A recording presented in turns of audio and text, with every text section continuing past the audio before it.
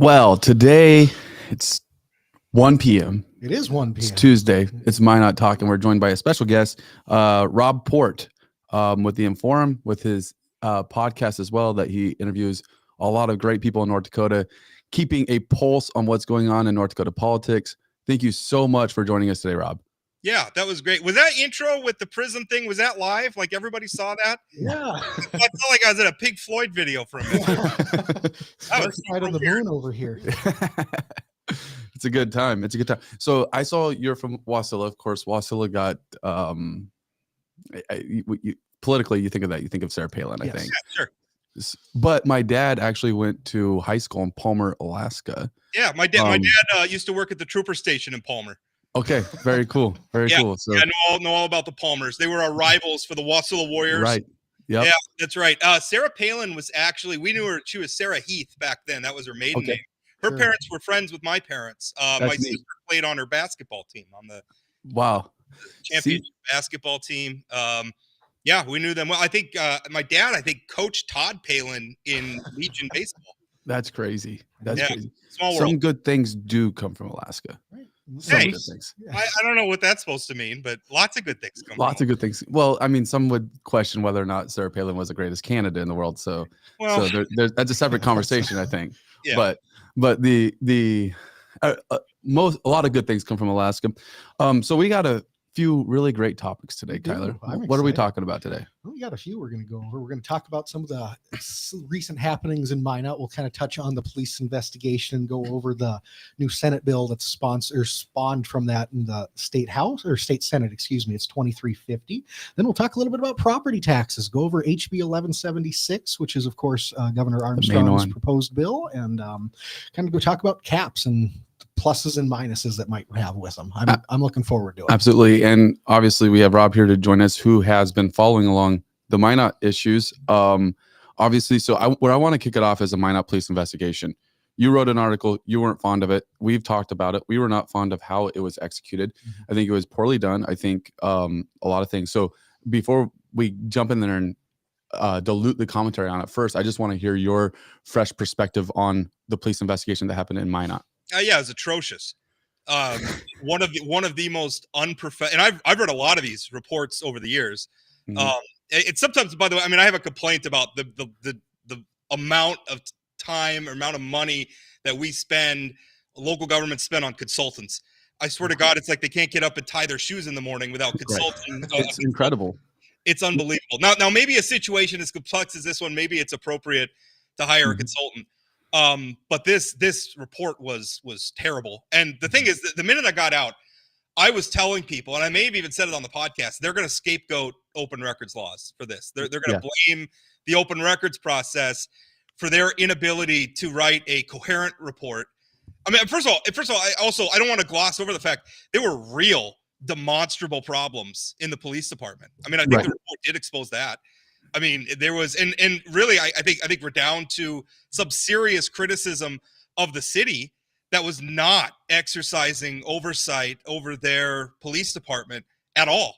These problems were allowed to fester and flourish, and rose to a point where they couldn't be ignored anymore. At which point they hired a consultant who came in and did a terrible job, making just wild errors of fact. Yeah. Where people had to correct and say, listen, you're publishing rumors about so-and-so having an affair with so-and-so. I'm not so-and-so. You used my and I'm not the person who's been cheating on my wife, and now my wife's mad at me. I mean, these are part of the record. I mean, that is unbelievably bad. And now, by the way, one police officer tragically has ended his life at the police department.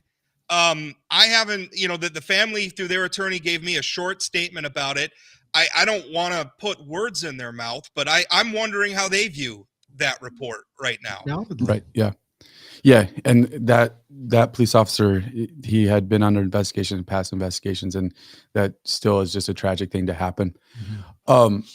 So terrible investigation. Agreed there. That's the thing we can agree on. But whose fault is that? Do you feel like that falls on the city manager, or do you feel like that falls on the city council? Where does that blame go? All of the above. I mean, this is their job. They hired the consultant. They provided oversight throughout that process. They accepted the consultant's report. Who made the decision to publish that half-baked report on the city's website? You know, and also, by the way, that's one thing where, again, they'll blame open records laws.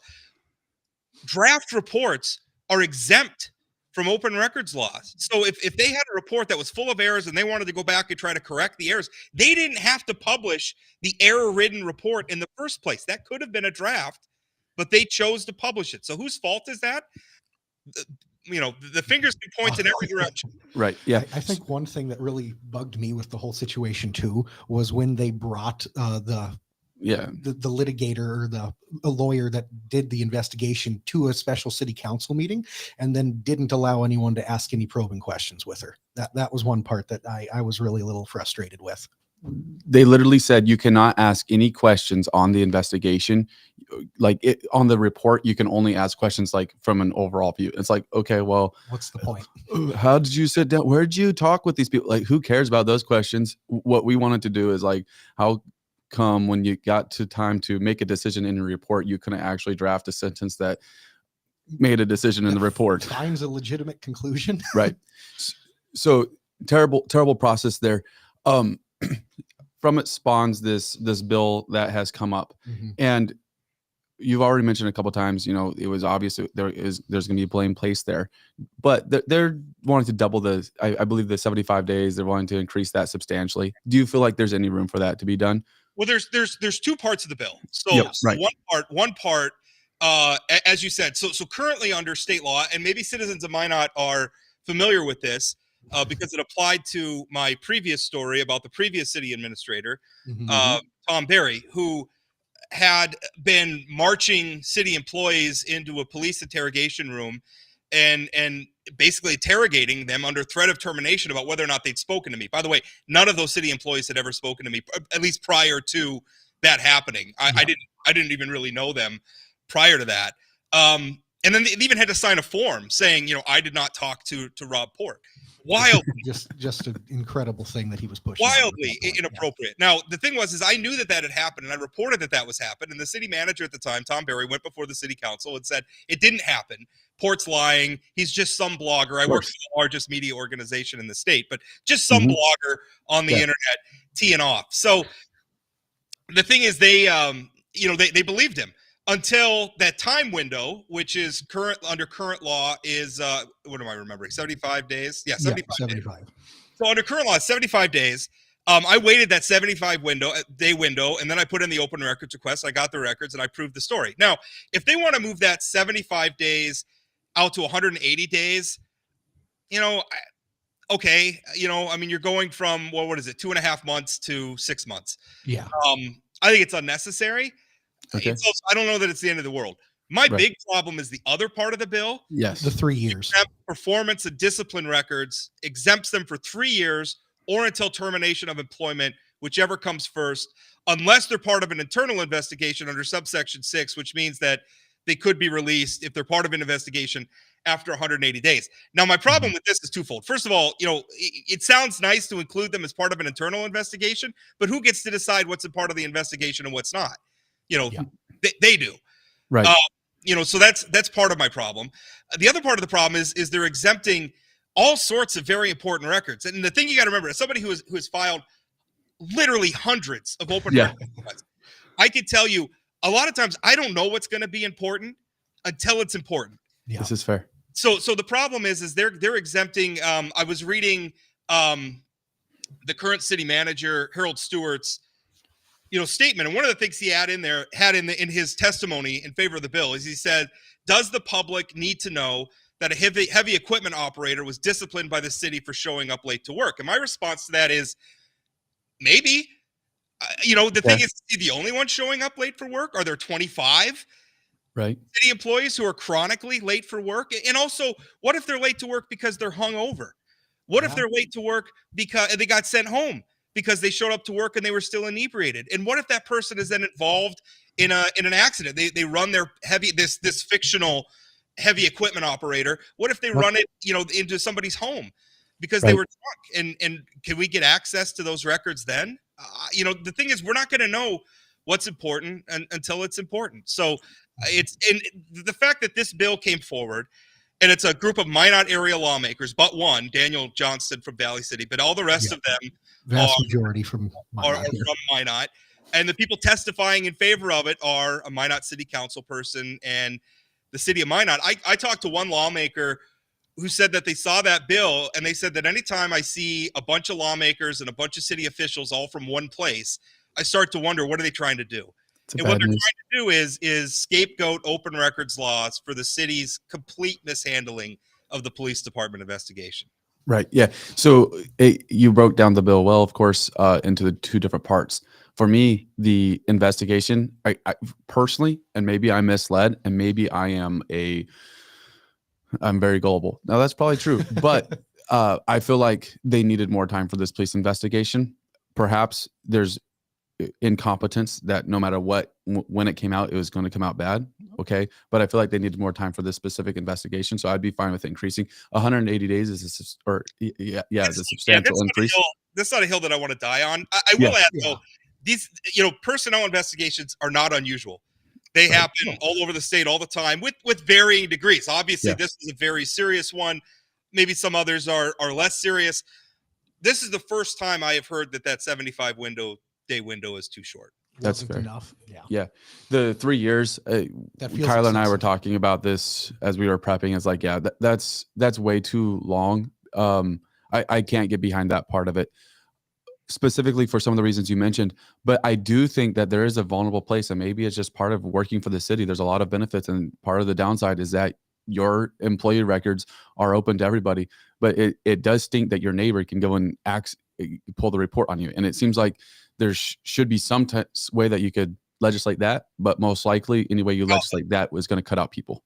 I mean, I don't know how you do it, and it does. I mean, I am completely sensitive to the idea that the city, the public employees can be harassed, because there's gadflies out there, right? And sometimes they show up at public meetings and they're off on some crusade, and it doesn't make sense. And it's hard. There are people who abuse the open records process.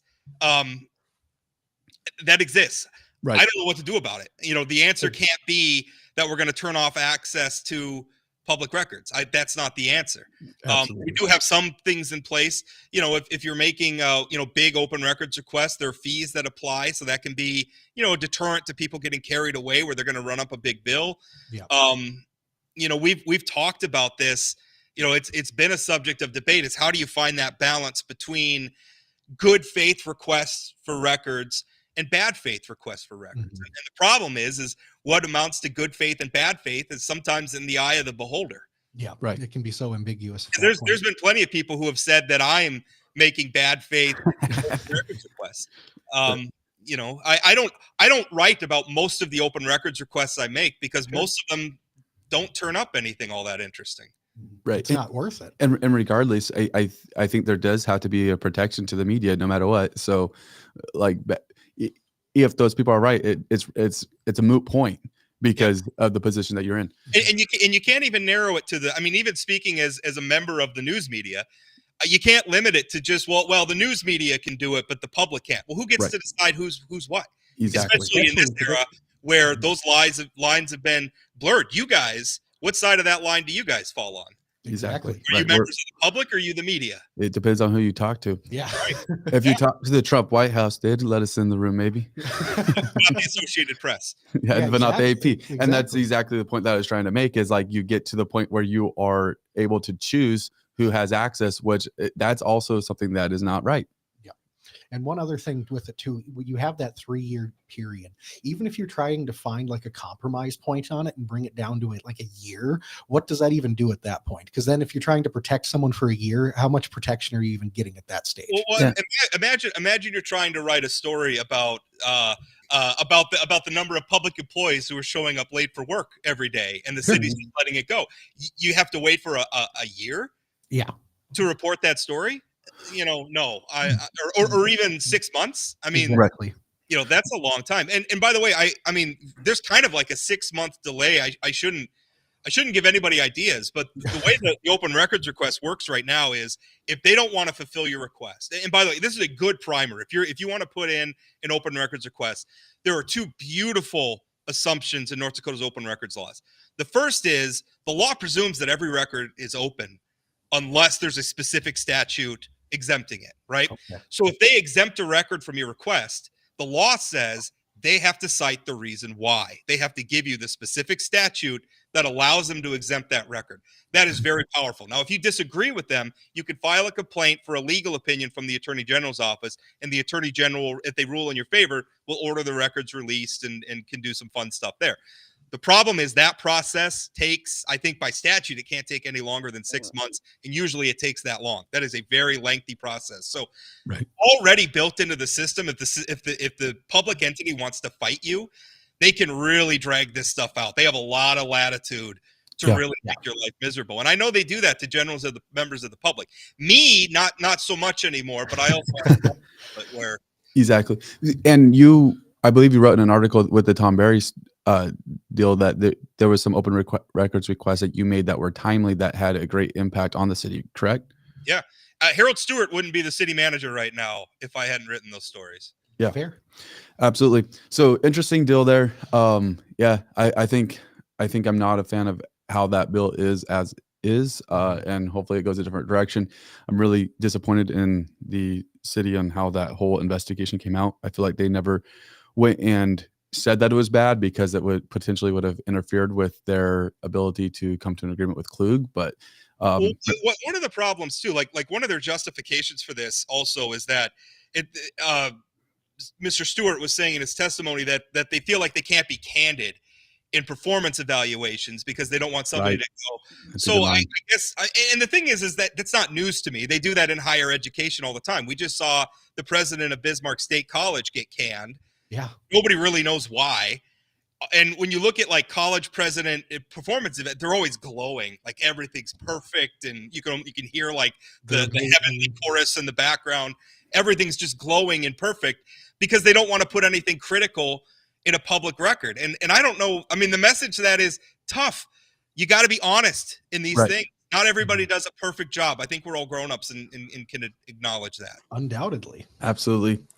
So moving on to the property tax discussion. Yeah, the fun I one. think this is the fun one. I believe you kept the can here that Leif dropped off. HB 1176. It's a broken can with Band-Aids on it that good old Leif Snyder brought for us. I thought this would be appropriate to bring out. It's a great comic. But we have this House bill that is supposed to reform property tax by over time, basically having the legacy fund take care of the property tax bill for the citizens of North Dakota while capping the cities at 3% so they cannot raise property taxes more, and that 3% carries over year for 5 years. So the max raise that you could have in a 5-year period is 15%. Right. And there's also some exemptions too, where they can put it to a vote of the people. Yeah. That was part of that new amendment that which Governor Armstrong loves. He's like, yeah, that makes a lot of sense. Not really. Well, he didn't like he didn't like them because previously, he doesn't like it where you can basically do it for 10 years at a time. Yeah. Right. That's too much. And I kind of agree. And that is the risk in that reform is if they water down the cap too much, nothing else they do is going to matter. And everybody's still going to be mad about their property tax bills. And aside from anything on the depth of it, just surface level, if you're for the caps, that does pretty much effectively wipe them away at that point. I mean, not directly, but it takes away a lot of the credence of what it would do. Okay. So I wasn't a fan of Measure 4, but everything we heard about Measure 4 was that it was taking away local control. And what I want to hear is, how is this different? How do you feel like this is different, Rob? Well, Measure 4 would have moved everything to the state. This still allows local decisions. They just can't go above 3%. The fundamental problem with the property tax debate is that democracy doesn't reward political figures who tell the voters to grow up and to be grown-ups about local budgets. Nobody wants to say that the problem in all of this is the voters who want to have pickleball courts and lots and lots of county and city and park district amenities, and they want other people to pay for them. That's the reality of what's going on here. And so what's happening is because voters won't make those decisions locally, the problem gets kicked up, and the local governments have been great at passing the buck. The problem gets picked up to the state level. And the state really has one mechanism to solve this, right? As we know, because I have been writing about politics in North Dakota for 23 years. Wow. And for every legislative session that I have covered, they have tried to buy down property taxes and it hasn't worked. The only other mechanism they have is to put a guardrail on local spending. So does it take away some local control? Yeah. And if you'll notice, when I was arguing against Measure 4, I wasn't making the local control argument. Sure. I don't care that much about local control. I know that's blasphemous to say, but local political subdivisions are subdivisions of the state. I wrote a column about this recently. Local control is not an ideology. It is something that makes sense sometimes and not other times. In this instance, if the voters are not going to hold their local officials accountable for local spending, but they are going to continue to be incensed about property taxes to the point where they walk up to the edge of doing something very stupid like Measure 4, then the state really has no choice but to step in and control, put in place the control on local spending that voters won't implement. Right. So to me, it was interesting with Governor Armstrong's comments on a radio show on WDAY, where he mentions it was brought up to him that Fargo Pipecorn had mentioned that maybe the state should implement caps if the local municipalities are going to have to. And he basically, the first thing he mentions is he goes after all the projects that they're funding, that the state is funding in. Why shouldn't he? Fargo. Okay. But my question is this: if his reaction is, hey, we're going to go and have to cut back all these special projects, should there be an anticipation that a lot of the cities are going to actually have to do the same and rely on the state to provide funding for that? Yeah, could be. Although, I mean, voters still would have the opportunity under the bill to, and not even the 10-year exemption, things like bonding, and that would be exempt. So there would be some ways that they could exceed it. Also, I believe there's something in there where the governor declares an emergency.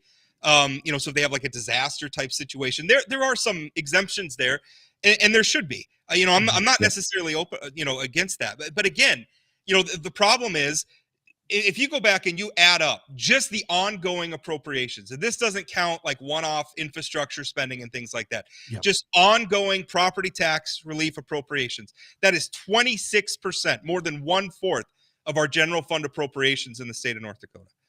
So those problems that the locals have already been moving those spending decisions to the state level on a basis just through their political evasion of responsibility for their spending. So it's just a big buy down coming out of the general fund right now.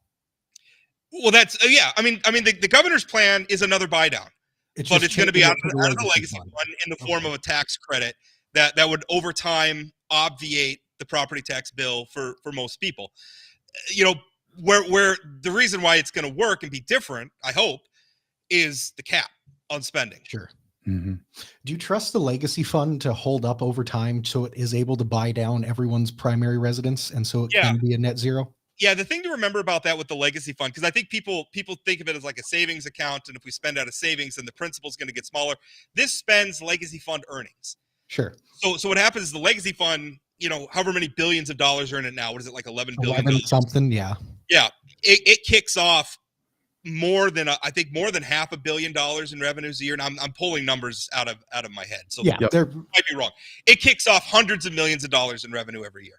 So a portion of those revenues are already committed to the SIF fund, the Strategic Investment Fund, and the general fund. And so the governor takes those funds and puts them in. So the idea is it's going to grow. Like the legacy fund, even if oil got shut off tomorrow, like it all disappeared, we couldn't pump another drop of oil, we would still have $11 billion plus in the legacy fund that would still be generating X number of revenues from its various investments. Yeah. In those revenues. So I guess to answer your question, no, not really. Fair.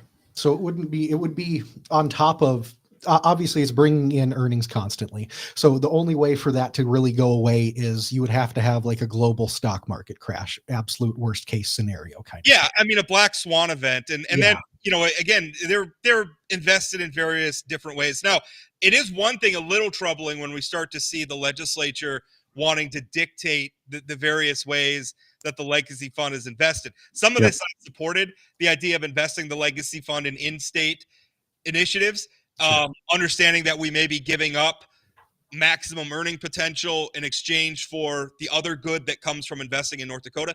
But some of Right. the other stuff, like we got to invest in precious metals, we want to invest Bitcoin. in cryptocurrency and things Yeah. like that. Boy, that's scary a stuff. slippery slope. Leave it to the people that know how to do it best. I think my biggest problem with the property tax reform in this bill specifically is I really don't feel like it fixes anything. I feel like all it does is put a Band-Aid over the problem. It says here, we're going to make the people of North Dakota forget about their property taxes. It's still going to be that going on, though. If you've been spending poorly, that's fine. We'll just cover it so you guys don't have to worry about it. You just need to figure out how to balance your budget. That's all you have to do. And I personally, I think I would rather see some major reform in property taxes where there was a different valuation that was done or something along those lines. That's where I'm at with it. Yeah, I don't know that a different valuation is necessarily incompatible with the governor's plan. You know, we had Representative Ben Koppelman on Plain Talk not that long ago, and he made that point that because he had his idea. Well, and it was his idea, but I think it ended up in a bill sponsored by Representative Toman. Okay. But his basically doing it based on square footage as opposed to values. And I'm open to that idea. I think that's one of the problems. One of the things that makes people upset about property taxes, they come along and they say, well, your home is worth $100,000 more. Yeah. And so your property tax bill goes up $1,000 or whatever the number is. Yeah. And the thing is that doesn't mean I have another $1,000. I don't have $100,000 sitting in the No way. Right. I mean, there's a reason why in the income world, we don't tax unrealized gains, right? Like if I go and buy a bunch of money in Google and then the stock appreciates in value, I don't get taxed on that increase in value until I sell the stock and realize the gain, right? Yep. Exactly. Then I pay a capital gains tax on that. So, right. I mean, we're taxing unrealized gains in property value, and that sucks. And I'm for that. I don't think that's incompatible with the governor's plan, which by the way, the lawmakers sponsoring that plan have asked me to stop calling it the governor's plan. Hey, we had some ideas here too, and I know the governor's not going to correct you That's for hilarious. giving him all the credit. I told him it's just handy to talk about it that way. Yes. But Yes, Easy to reference it. there are a lot of lawmakers that put ideas into that. I think That's fair. But I think if you have the buy down happening, it really demotivates that to happen, specifically the change of valuations, because it's not a problem to the people. It seems like in order for the property tax to change in how it is valued, it would have to come from the people of creating a big enough noise about it in order for someone to take action with it. If they don't have to pay property taxes, it goes away. And I'm going to give you a completely unsatisfying response to that, which is that there are 23 years of history to illustrate that the people aren't going to fix this problem. Yeah, And no, that, in you're fact, right. the people who are most engaged on it keep asking the legislature to fix it. Yeah. Right. So what alternative does the legislature have but to get in and essentially cap local spending? Right. Yeah. And I would agree. I would agree 100%. And it's unpopular to some people, I think, locally in Minot, but I would agree 100% that in order to have a property tax reform, there has to be a cap. There has to be. Because otherwise, like is already mentioned, if there is more money that can come from the people because they're saving money, then the property taxes will go up and Minot will build a new police station or whatever else. I agree with that. I do think, though, and this may be controversial to some, I do think that Minot has some city council members that are very concerned about budget right now. And that showed in the last budget cycle where there was a buy down on the budget and there was or buy down on property taxes, and there was a decrease in budget. I think that right now Minot would actually be set up pretty good, even if there was no property tax relief. Right now. But you got to remember, when we make laws, we're not making them for the people who are in office now. Yep. The law is going to exist long after, presumably would exist long after the people who are in office now. And also, Minot's not the only place in the state. And the city of Minot's not for those of us like all live in Ward County. The city of Minot's not even the only taxing entity that's on our property tax bill. No, exactly. Park District. And I'm not throwing shade at the Ward County or the Park District or the Minot School District or anything, but that's part of why property taxes are so complex, is that the political accountability, like we all get one bill, right? And there's $1 amount at the bottom of it, but the political decisions that go into that bill are spread across multiple jurisdictions. Right. all over the place. Yeah. You know, yeah. So, it's complex and it's hard. And I don't know. I think people like to hang their hat on the local control argument. And the idea of the state capping their taxes at 3%, I think it was a canard. I mean, when you look at Representative Wolf from Minot, who went down there, she was clearly not prepared, had not done her homework. In fact, she was asked by the policy committee some of the numbers, and she said she didn't know. She was just making legislation based on feelings, which is always a great way to make law. Representative Blessum also acknowledged that he didn't really understand the state budget. So, did I call him Councilman Blessum? Yep. Fair, yeah. I think that was a political stunt. Right. Yeah. I think that there was a point that was trying to be made. Matter of fact, it may have been mentioned that last week on Why Not Talk About That. We talked a little bit about that with Blessum. There was definitely a point trying to be made that, hey, you guys should cap yourselves as well. It wasn't well made. And Mike Blessum, I don't think is doing the city of Minot any favors by going down to Bismarck, playing games like that. It's getting to the point where I think legislators from other parts of the state see Mike Blessum show up on a bill.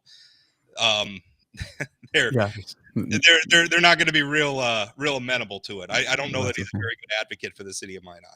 Yeah, I don't know about that. I think that city-wise, I think that there's been some that were appreciative of the work that was done too, because I believe he's a proponent of getting the buy down to happen when there was a realization of there being excess money in the budget from last year, using that money to buy down property taxes rather than just put it in reserves, which had been done previously. It's going to be interesting when they don't have that option available. I mean, they look good now.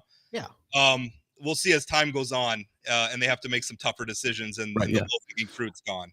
I would agree with that, because I think that now that they pull the immediate stuff off the budget, now that there are going to have to be tough decisions, especially with the police department that needs to be fixed ASAP, and they're having to deal with that. But very interesting conversation today on property taxes and the Minot Police Department. Really appreciate you coming on and spend some time to talk about it with us. Yeah, had fun. It was a good time. Thanks, Rob. I believe that you guys are doing a live deal down in Bismarck tomorrow. Yeah, it's going to be at Peacock Alley. So I guess if anybody listening to this is in the Bismarck area, it kicks off at 6. We're expecting a pretty big crowd. Awesome. It was our producer's idea. I don't know who is going to show up and listen to a couple of chubby men harangue them about politics while they're trying to enjoy some wings and a drink. But there's a wing special on. They're selling left wings and right wings. There you go. They figured it out. So at the very least, you can have a drink and eat some wings. Worst case scenario, you have to listen to a couple of balding chubby men yell at you about politics. Sounds like a good time. I love it. Well, appreciate it. Hope that goes well tomorrow. Thanks for coming on. Thank you. We're going to go to a quick break. We'll be back in 60 seconds. In the demanding world of oil and gas, precision, safety, and efficiency are non-negotiable. Unmanned operator drone services revolutionizes how you monitor, inspect, and manage your operations. With cutting-edge technology and expert operators, we deliver real-time data, detailed reports, and actionable insights for our valuable clients. Why risk the safety of your team or waste precious time? Our drones access even the most challenging areas with ease, reducing downtime and enhancing safety across your sites. We take the guesswork out of your projects by offering LiDAR, mapping, and inspection services so that your projects stay safe, on budget, and on time. Unmanned operator drone services, where technology meets safety, precision, and efficiency. Contact us today to elevate your operations. All right, Hey. we are back. It's us. Uh-oh. Yeah, we're going to There flip you go. sides. Watch out. It's going to be a major flip coming in. There we go. Wow, look at Just that. like that. We're very acrobatic around here. We know what we're doing here. Yep. So that was a great conversation with Rob Port. Really appreciate him coming on. Yeah, was a I good had time. fun with that. I think it was great. Rob is extremely knowledgeable. I followed him most of my life in North Dakota politics and writing. I had a blast listening and talking to him. But yeah, But this is the deal. That's not the end of exciting. We're getting some exciting content coming up We are. for this week on announcements Thursday. here. Breaking news. from We are Dakota. going to be doing on Indie Talk 8 a.m. Thursday morning. Or actually it's 8:30. We had to push it 30 Yep. minutes because of this special that we're doing. It's an Okay. Indie Talk So special Thursday morning at about 8:30. at 8:30, it's going to be me. So that's not special. It's going to be Kyler. Also not that special. Potentially he won't have slick back hair that day. We'll see. Time will tell. It's Thursday. It should be warmer. So, he should be here. Maybe my car will start. Maybe his car will start. We're going to have Leif Snyder, who has been commenting about how it took him 180 days to get some feedback from the city of Minot on some open records requests. So, Leif, we're sorry about that. It honestly, when we've done it, it's been pretty fast. Yeah. Yeah. So it probably depends on the request type and other things. They don't hate us yet. So we're gonna have Leif, and then we're gonna have Alderman Rob Fuller. Yeah. And this is what we're gonna do. So it's not just that there's gonna be 4 people around the table. We're all gonna be squished, smelling each other's breath, all that stuff. That's not it. Well, yes, but We're gonna have a list of, we're not sure exactly the number, but 9 or 10 topics, and we're going to have 5 minutes that we get to spend talking on each topic. Each person can call overtime 1 time, which will push that topic into a 2.5 minute overtime where we will continue to talk about it. We're going to be talking topics. We don't have them all finalized, but is abortion a crime? Tough topics. Yeah. Topics that are being talked about at the state legislature, in the state legislature right now. So big time topics that are going to be some really great discussion on. And if we have time and you have some topics that you want us to include, then go ahead and comment those either right now or on Thursday, or message us between now and then. Really, really excited about that one. It's kind of a different format, kind of something different we're just trying out. I think we also have somebody that's going to be coming on in the beginning of March, maybe. We do, yeah. Dustin Gallerlo committed to coming on, I believe, the first Tuesday in March. I'll have to Something like that, yeah. I'm pretty sure it's going to be that first Tuesday in March. We're going to have him on. We'll have to double check, figure that out. But so that's going to be exciting as well. Get some more commentary on state stuff. But what else are we doing Thursday? So the city is going to be having a State of the City address. Because also, if you didn't realize, there was no city council meeting last night. We're not talking about it right now. It's happening tonight. So expect our recap on that Thursday, which is after the State of the City address. Yeah. So basically, to break that down, Tuesday tonight, there's going to be a city council meeting. We're not going to be talking about that. Maybe it'll be talked about a little bit Thursday morning, but there's also a State of the City on Thursday. So a busy week for the city. So Thursday night, we're going to do a live stream at 7:30. Where we're going to talk about what happened at city council, but more importantly, what happened at the State of the City as direction is set. It'll be interesting to see what comes of that. Really intrigued by that. So tune in for that as well. That'll be a good time. Fun day. Thursday is going to be a whirlwind. We're going to have all different kinds of stuff coming at you guys. So make sure you subscribe, hit that notification bell.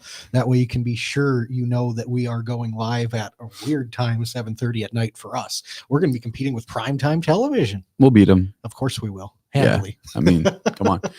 No questions asked. Great conversation. If there's somebody that you would like us to talk with, be sure to let us know. We'll get them on. We'll talk with them. If you want to come on, even reach out. Okay, yeah. Now Kyler's stretching it. Just kidding. We're never going to say no immediately, but we might say no eventually. We may just never reply. We may go and pull the 6-month rule that the cities can do. All right, man. Well, this show's not done yet. No, so we got some, let's go to our hot takes. We got some sizzling hot takes, man. Basically, some things happen. Who wants to go first? You want to, or you want me to?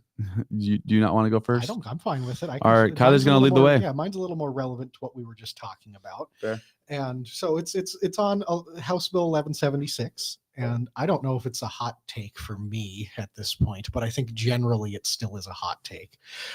I am scared that House Bill 1176 is just going to be That's the one that we were just talking about. Yes, if you're not aware. Yeah, the governor's House Bill. Which is not the governor's tax plan, but the governor's tax plan that went through some legislators who put their ideas on in as well. Who amended it to their liking as well. But I think it is going to be ineffective over the long term. I think everyone will be happy that they get immediate tax relief. Which will not be complete. And I'm interrupting you, but this is something that I did not mention when Rob was on. This is a 10-year plan. This does not immediately eliminate property taxes. Yeah, it is over a decade.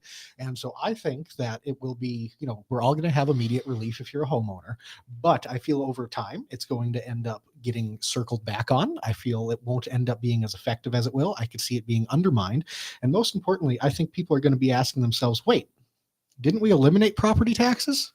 Why am I paying property taxes? Because they're going to come back? I think it's going to end up coming back to bite people. And I think it's going to be a story again, whether it be, maybe not the next legislative cycle in 2 years, but 4 to 8 years from now, I very much expect this to be a full-fledged issue again.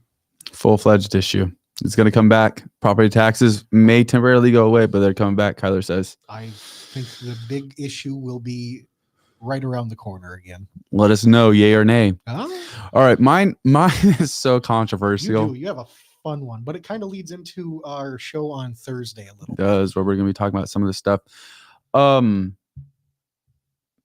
This is something that I haven't talked to somebody struggling, so I'm not trying to be insensitive at all, but there was some comments that were made last week by a Minot representative on the House floor about, it was on the topic of workforce shortage, but it was about IVF, and that really frustrated a lot of people. And I don't know that I fully agree. Actually, I know I don't fully agree with the comments that were made. There was some clarification that was made. Again, that's stuff that we'll talk about probably on Thursday. But this is what I do want to say. There was social media outrage about it. People are saying this is triggering if you're struggling with having a kid, getting pregnant, then this is something that may trigger you. Be careful. And I can understand that. I fully agree that I'm not trying to be insensitive to that. I know people that have struggled with that, and that is a very sensitive issue. But what's weird to me is how that more sensitivity is not shown around the subject of abortion. We're fine with aborting babies, but we're not fine with talking about IVF and the subject that was on the floor. And I'm not saying I don't agree with what was said on the floor, but it seems like if you were struggling, that abortion would be something that would matter a little bit more too. And so it seems like it's a double-edged sword. I mean, there are people that are against the death penalty because they don't want to end someone's life, but we're fine for abortion because that's just a decision. And I to me, I struggle with that, and I don't agree with that. I think it's wrong.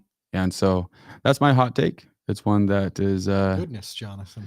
It's a deep one, and I It probably is. could have even went a little bit deeper on it. I tried to keep it as light as possible. But I do think that abortion is a problem and that we need to be careful with it. And yeah. Fair. It's crazy. It's It crazy is. to me. It's crazy to me how, and I know that late term abortions are not as common maybe as some parties try to make them seem. For sure. But it's crazy to me that one day it's all right to abort a baby and the next day it'd be a crime.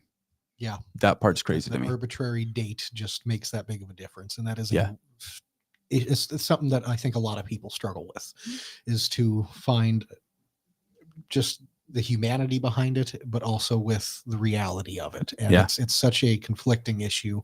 And like you said, she made some very interesting remarks that were very insensitive to some people specifically, or people could at least take them they were insensitive, and obviously they did. And she definitely, I don't know if it was the necessary place to make the comments, especially on the workforce shortage issue. I understand why she did, but I feel You just want to delve into our comments straight up. I don't have them pulled up, or else maybe I would, but no, we don't need to go that far into them. I think, like you said, Thursday will be our big day to really dive into that when we have Leif and Rob on. Yeah. And it's going to be a fun one for a fact. I really look forward to trying to figure out a little bit more of a nuance to all of this and try to break this down with everyone's perspective on Thursday. You got a day and a half to figure this out, man. I know, right? I mean, You're on the clock. it is. Time's ticking. Well, what if are we doing so? All four of us are going to be talking on a subject at the same time. I don't know. We might. We haven't figured that out. The 5 minutes is going to keep it. We're going to have to be very, very brief if we're going to go do that. So we might do it where only 3. But I feel like there's some topics where all 5 of us need to be chiming in. It's a thing. And so all 4 of us, I guess there's not 5 of us, all 4 of us need to be chiming in. So we'll see what happens there. But I do just want to finish, and I don't want to belabor it, but I understand that whole issue is a very sensitive thing, and I am not at all trying to make light of it. I'm not all trying to be insensitive of it. So genuinely, I'm not. But I feel like there needs to be more perspective that is looked at that for sure. Yeah. All right. Well, we got 15 minutes left if we want to use it. You have anything you want to roll on about? We've got a busy week ahead of us. I could throw my other hot take that I had in my back pocket out Do it. there. What was the other one? Well, because there was a part of me that was, we had a lot of discussion with Rob, and Jonathan had his hot take lined up and ready to go. So I had my House Bill one, but I thought there was a chance, maybe if we wanted to end with something a little less politically charged, which is obviously what we do, but I feel my other hot take, it's in 2027, Major League Baseball is going to have a lockout or a holdout between players and ownership. And Probably right. I think it's going to be. I'm not going to disagree. I think it's going to stem largely from large player salaries versus a declining industry that is making less revenue year over year. And I think it will also stem from the highest paying clubs, such as Rob's Yankees, or more specifically, the LA Dodgers, which have been recently taking money and deferring the contracts years down the road. But what's epic, which is an interesting strategy by the Dodgers, but what's epic about the Dodgers and the Yankees right now is the Yankees literally said, hey, we can't. I believe they came out and said that we can't compete with that money. No, not to that extent. That's crazy, because the Yankees were always the high spenders. Yeah, and they still are fine with spending high, but all of a sudden now you add 20 years onto this contract all of a sudden, and it gets into a whole different aspect. And the one thing that really has always interested me with that, so you look at Shohei Ohtani and the pitcher Logan Webb, that are both top of their end players right now. I am just interested because one of the most highly scrutinized contracts in baseball history is a deferred contract that is paid out to Bobby Bonilla, who has every year in July, it's Bobby Bonilla Day, and he makes $1 million some a year every year, and people just love to rail on the Mets for it. So I don't know. That's fine, but if you go through baseball teams, there's a ton of them that are paying out. That is not unique to the Mets. No, Ken Griffey, I think, is still on the Reds payroll. And there's a thing, but it's to the extent that these numbers are, it's not like a $50,000 to $100,000 payroll kind of thing. Yeah. This is $1 million. And then the Shohei Ohtani and those ones, that's going to be tens of millions of dollars in their payouts. And it's I don't know. I don't know if it's sustainable. Does that count against his against the salary cap? There is no salary cap in baseball. Yeah. So it's just how much money you got. Yeah. So 54-year-old Ken Griffey Jr. receives his final $3.5 million payment from the Reds today, stemming from a 16. This was July 1, 2024. They paid him off in last year with a $3.5 million payment, and that was a $57.5 million deferral agreement. Okay, so fair. It wasn't from a 16-year, 57 and a half. So that makes a little more sense, but at the same time, a little more sense, but it's the same thing. Although you're talking about hundreds of millions on them, but it's the same. It's term. The same principle. No, it is, and I don't know. It's not like it's an out of the realm kind of thing. Obviously, like Bobby Bonilla, Ken Griffey Jr. It's a precedent. It's something that's been set in precedent. But I think there are other clubs that aren't typically going to be able to sustain this over a long-term time, especially with those big money free agents. All right. So back to politics. Let's sweep back. Yeah, hot takes over. Back to politics. We are tracking several bills right now. If there's one that you want to be tracked, let us know. We will do that. One of them, somebody reached out, wanted us to track, I'm pulling it up here, was HB 1458, which was the bill to regulate release of self-spreading viruses. Yeah. So that's one that we've been kind of following. There's another one that just came up. I don't have the bill number in front of me, but it was in regards to having the base or the Air Force more in communication about decisions that are made about development when it's within 25 miles of a base. We did talk with Senator Castaneda on that one, and he provided some clarification that made it sound like it really wouldn't be that bad of a deal. Said that basically there's going to be somebody that would be on the planning commission or some in a role like that, simply an advisory, no vote, but is able to add perspective on it. And he said that the 5 minutes or 25 miles would be reduced. Probably is kind of the feedback that got it. That it's going to come out of committee. It'll end up being reduced a little bit. So we'll have to wait for that to be confirmed though. Yeah. And so that won't just affect Minot. That'll affect places like.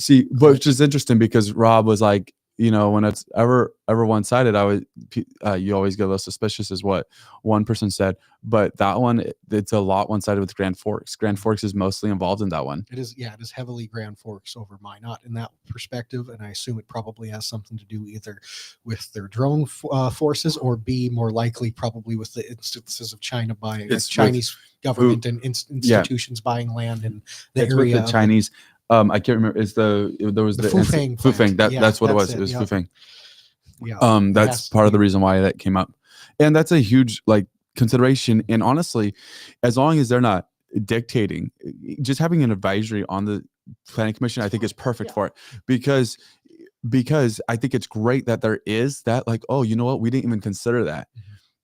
I think it's part of the responsibility. Honestly, I think it's part of the responsibility of having the base. We're the ones that wanted the base. Sure. We're the ones that get $500-600 million in revenue a year from inadvertently from the base. And so one thing we had to give is them be able to say, hey, you know what, we would not be comfortable with you guys having that there, because we feel like it could affect us. The only very out there potential issue I could see is if their advisory position, even though it is strictly advisory, people just decide to take an adherence to it and listen, take it for word. Right. Regardless, but I don't see that happening. Planning commission is not always ones that just takes things for their word, in Minot. I don't know about Grand Forks. Sherry, you said that you had to rewatch because wanted to hear what Rob Port had to say. You know what? It was a very cordial interview. Asked for a notification, it didn't come through. Sorry about that. YouTube just kind of, Google needs to be better, honestly, or Facebook does, wherever you're getting that notification from. Thanks for sharing it, though. Really do appreciate it. That. So, all right. Well, we're coming to an end. Again, want to say thank you for watching this live podcast, and we'll be back to Thursday at 8:30. Right in early Thursday morning. Thanks for watching. Like, subscribe, leave a comment if you want us to talk about something.